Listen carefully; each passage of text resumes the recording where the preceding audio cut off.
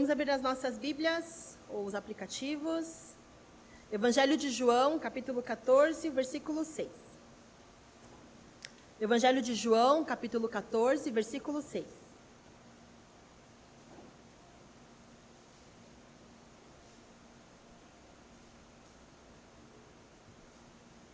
Vamos ler todos juntos? Respondeu Jesus: Eu sou o caminho, a verdade e a vida. Ninguém vem ao Pai a não ser por mim. Mais uma vez. Respondeu Jesus: Eu sou o caminho, a verdade e a vida. Ninguém vem ao Pai a não ser por mim. Amém. É um versículo bem conhecido. Talvez na infância de vocês tenham memorizado em algum momento ou tenham feito algum estudo bíblico sobre isso, porque em muitas outras passagens Jesus usa esse termo, eu sou. E aí ele se explica, ele dá uma denominação, uma explicação sobre ele. Eu gostaria de compartilhar com vocês que eu tenho uma palavra em especial em coreano que eu gosto muito, que faz muito sentido para mim, e é uma palavra que eu tenho a impressão que quando falamos isso em qualquer outro idioma não tem o mesmo significado que em coreano. Mas eu não sei dizer se eu estou sendo tendenciosa, porque parte de mim é coreano, né? É coreana. E a palavra é 선배. 선배. Eu sei que em português algumas pessoas falam, ele é veterano, veterana. Só que eu tenho a sensação de que não expressa a mesma sensação dessa palavra. E por que eu gosto dessa palavra? Porque, para uma definição em termos coreanos, 선배 quer dizer que são pessoas que estão um pouco à frente na vida do que nós, do que vocês, do que eu. Então, a gente tem 선배 de escola, de faculdade. Então, você está no seu primeiro semestre, primeiro aninho. Aqui no Brasil a gente chama, né, bichete, bicho.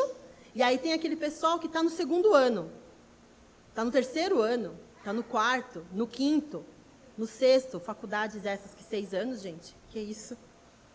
E aí você chama de 선배. Por quê? Porque eles estão um pouco mais à frente. Mas a palavra 선배 não está ligada ao sentido de melhor, mais inteligente, superior a nós. Mas são pessoas que estão um pouco à frente, que viveram um pouco a mais dessa experiência, dessa vivência, dessa situação que você. Quando eu era solteira, eu conversava muito com 선배s casadas.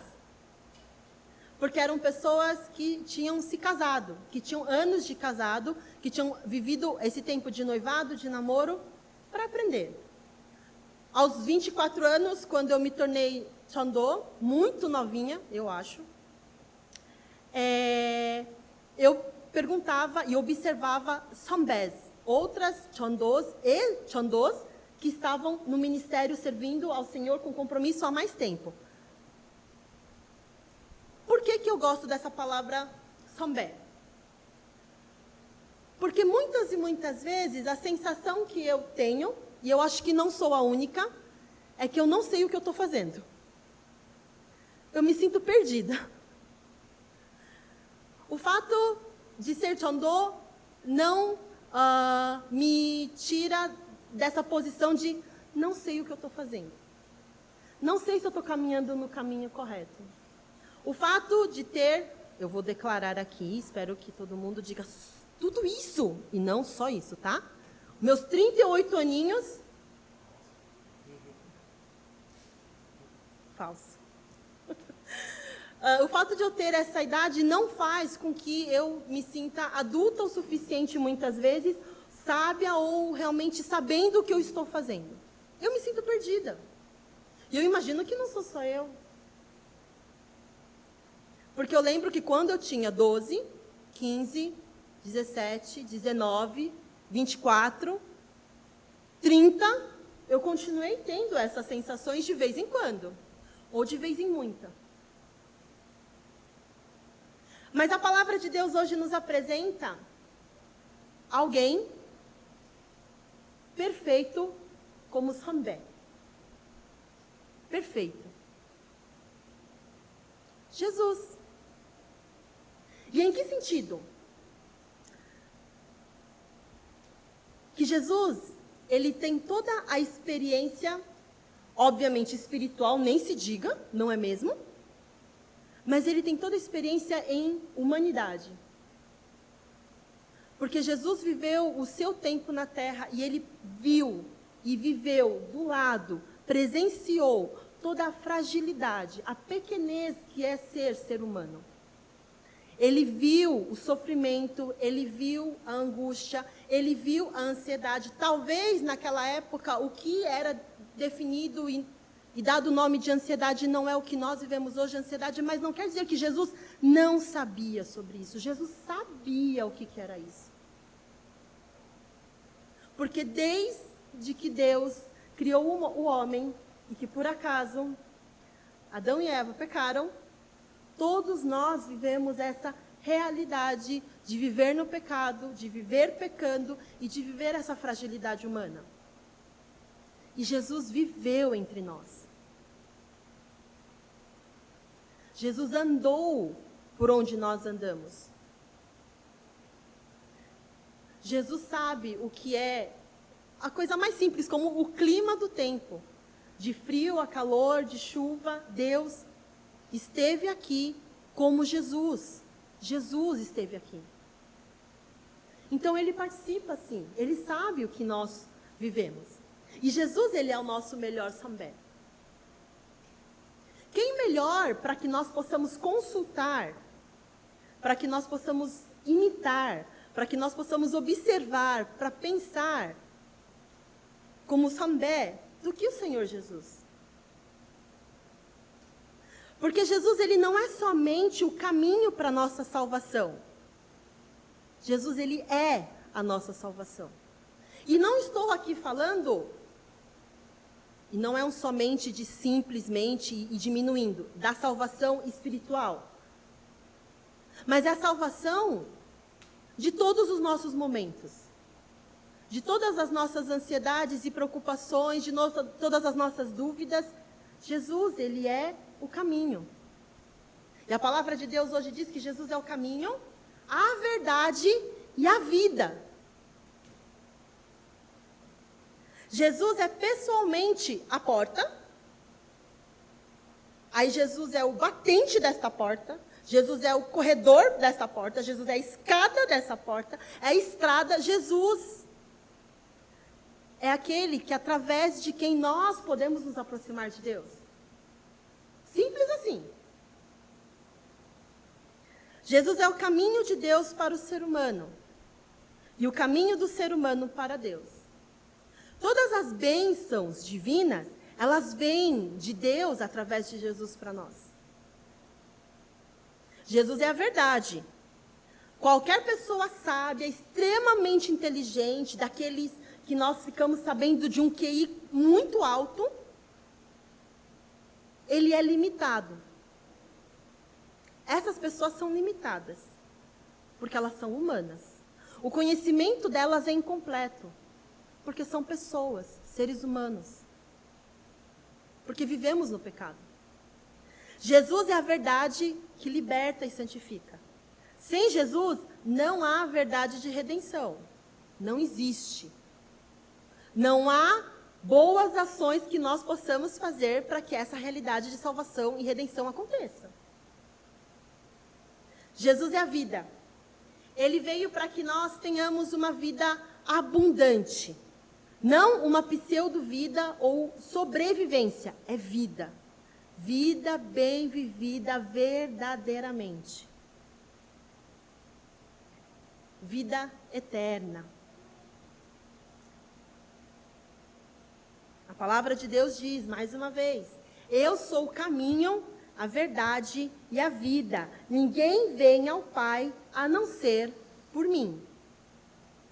Jesus, além de ser o caminho para a salvação, ele é aquele que podemos confiar de olhos fechados para seguir, imitar.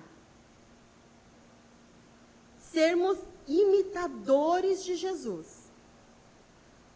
Nós hoje somos chamados de cristãos porque há muito tempo atrás, nos primeiros seguidores de Jesus, foram chamados de maneira pejorativa de pequenos cristos. Olha lá os cristãos passando. Olha lá aqueles cristãos reunidos. Olha esses cristãos sentados. Era pejorativo.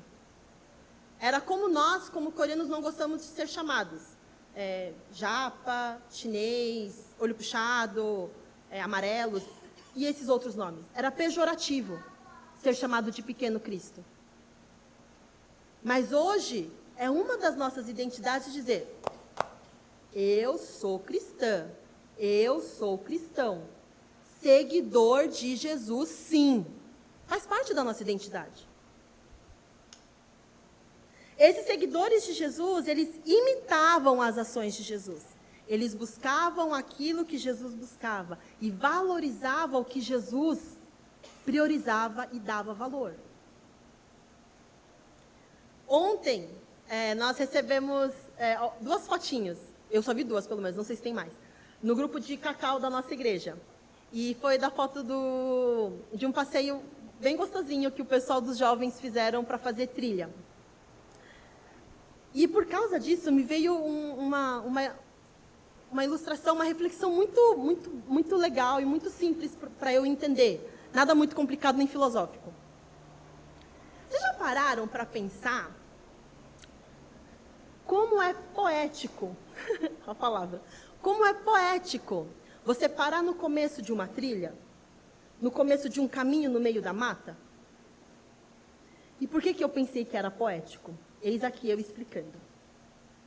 Que para aquele caminho, aquela trilha acontecer, muitos passos tiveram que ser dados ali, ó.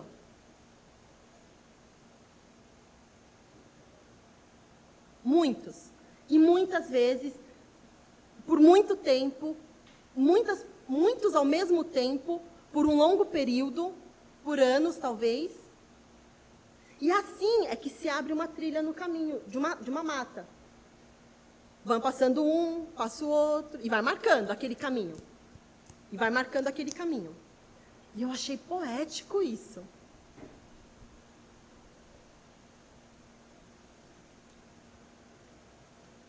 Hoje nós podemos ser chamados cristãos porque os primeiros seguidores de Jesus lá atrás passaram por essa trilha, por esse caminho.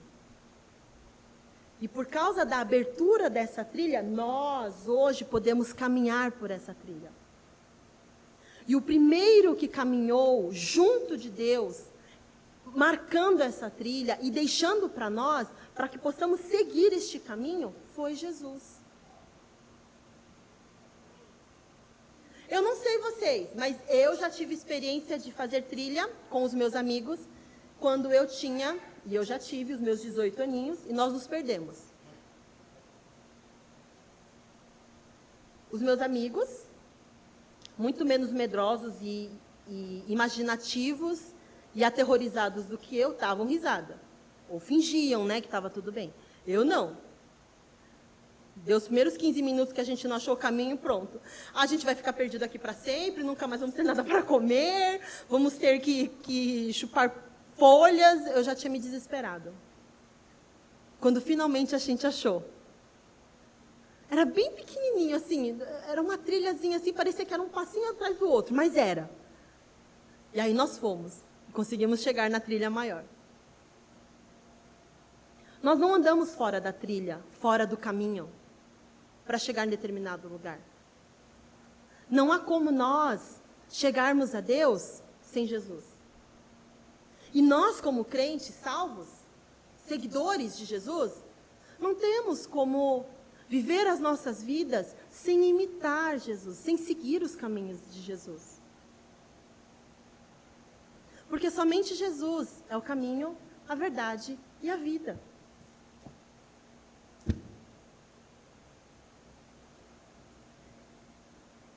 Existe uma maneira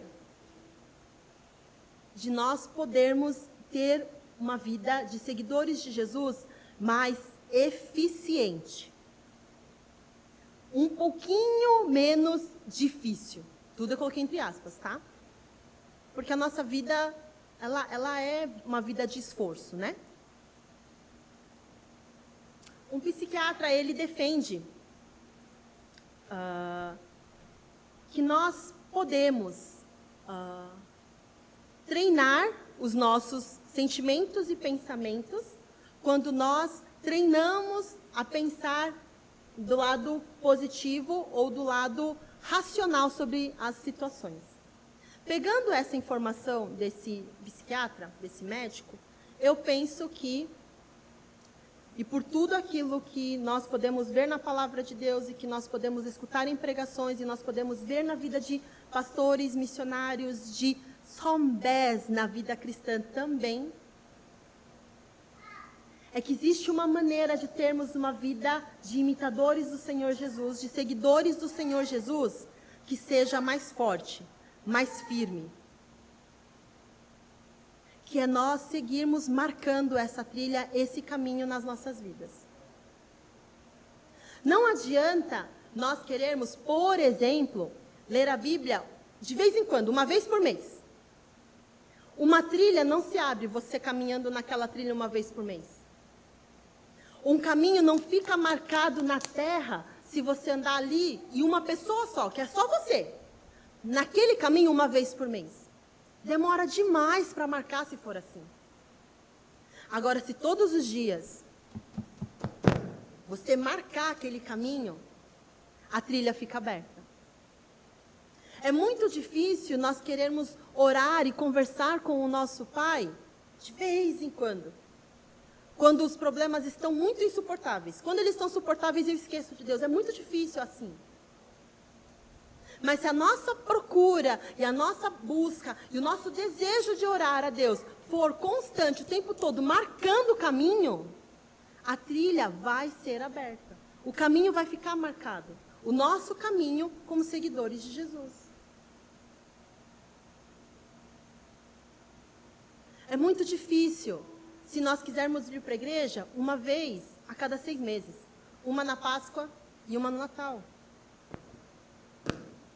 Porque quando isso acontece, a trilha e o caminho não se abrem, não marca. Não tem abertura no meio da selva, da relva, não abre. Estar em comunhão com os outros irmãos, cultuando a Deus em comunidade de fé, em congregação, precisa ser um trabalho sem cansar. E aí é que nós vamos abrir um caminho como seguidores de Jesus.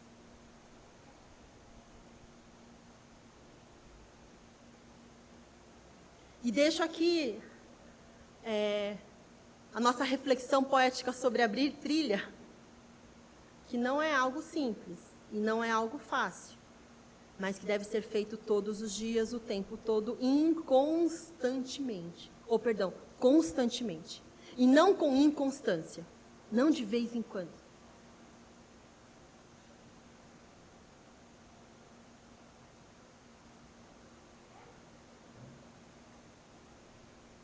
Talvez hoje, nesse momento, o seu relacionamento com Deus não seja um relacionamento com Deus muito firme. Mas não quer dizer que essa realidade de hoje é algo para sempre. Não é o para sempre, é só o hoje. Em algum momento, alguém vai ter que começar a passar o facão nas folhas e fazer caminho, e trilhar.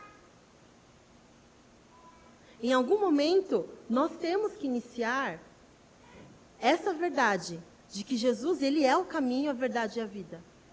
Ele é aquele que nos leva a Deus. Através de Jesus nós somos abençoados. Em algum momento temos que começar. E se por acaso algum de nós deixou de caminhar por essa trilha por algum momento, volta a caminhar. Ainda vão haver aquelas marcas ali. E o mais legal de tudo, que foi o que aquela foto que eu vi no grupo do Cacau da igreja foi muito gostoso de ver, é que você não está sozinho. Você não precisa ler a Bíblia sozinho. Você não precisa orar sozinho. Você não precisa buscar a Deus sozinho. Vamos juntos. Vamos juntos.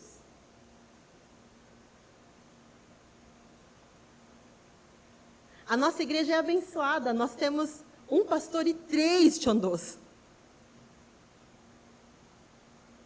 É uma bênção. E não somente Chondôs, mas como nós temos um grupo de adolescentes muito legal, um grupo de jovens muito legal, um grupo de membros adultos da igreja muito joia.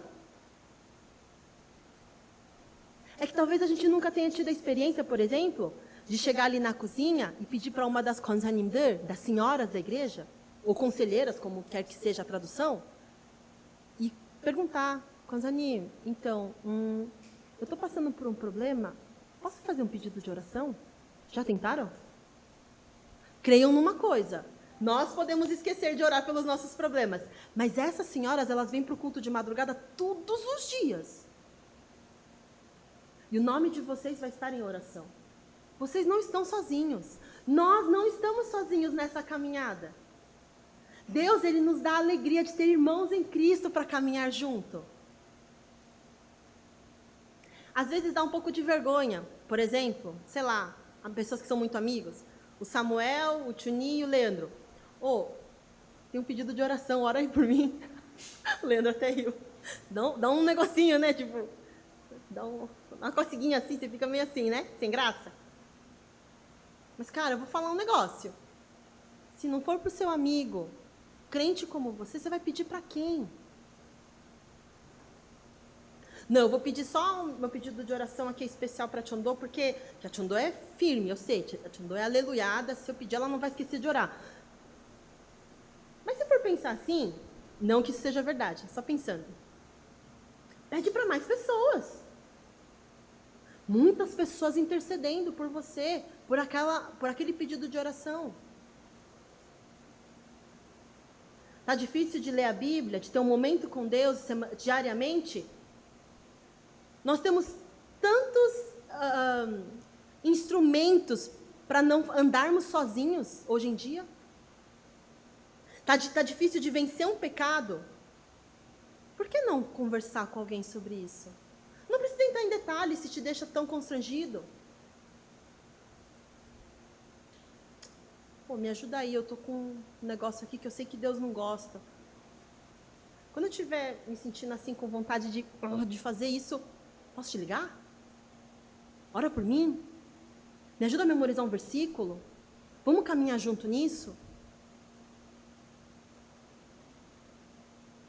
Até mesmo Jesus não esteve sozinho. Jesus tinha os seus seguidores, tinha os seus discípulos mais próximos, tinha aquela multidão que seguia. Nós, como seguidores de Jesus, nós temos que olhar, refletir sobre como Jesus viveu. Seguir os passos de Jesus, porque Jesus é o caminho, e Jesus é a verdade, e Jesus é a vida, para fazer igual.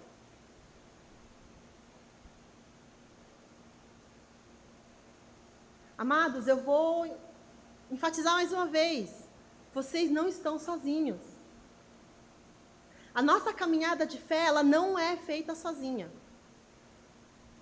Nós temos a bênção de ter irmãos em Cristo.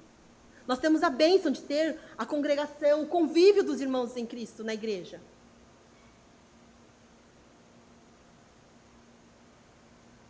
Que todos juntos possamos caminhar essa trilha. Da mesma forma que os jovens fizeram esse passeio. Que todos juntos possamos começar e terminar esse caminho. Minha mochila está pesada, divide o peso. Eu estou com calor, troca de lugar, aqui está sol, aqui está sombra, vem para cá. Oferece água gelada. Oferece uma toalhinha molhada. Vamos trilhar juntos. Vamos seguir, ser imitadores de Jesus juntos. Coladinhos. Amém? Oremos.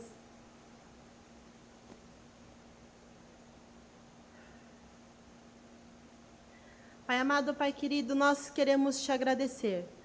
Te agradecer, ó Pai, porque a Tua palavra ela é imensamente rica. Porque a Tua palavra nos faz ter os nossos corações tocados e transformados. Porque a Tua palavra inspira as nossas vidas. Porque a Tua palavra nos corrige, nos ensina. Nós somos gratos. Nós somos gratos. Desejamos ser verdadeiramente seguidores do Senhor Jesus, quase como sombras, imitadores verdadeiros. Nos ajuda, nos ensina, nos guia, ó Deus, por um caminho em que nós possamos trilhar, um caminho de vida de fé, como seguidores de Jesus. Nos ajuda a abrir caminho, nos ajuda a pisar por este caminho, nos ajuda a ajudar o nosso irmão em Cristo a caminhar neste caminho. Nós agradecemos porque o nosso Senhor Jesus é o caminho, a verdade e a vida. Nós agradecemos pela nossa salvação, pela redenção, agradecemos pela tua misericórdia, agradecemos pelo culto, nós somos gratos ao Senhor. Nos ajuda e nos sustenta em mais uma semana, ó Pai. É isso que nós oramos em nome de Jesus. Amém.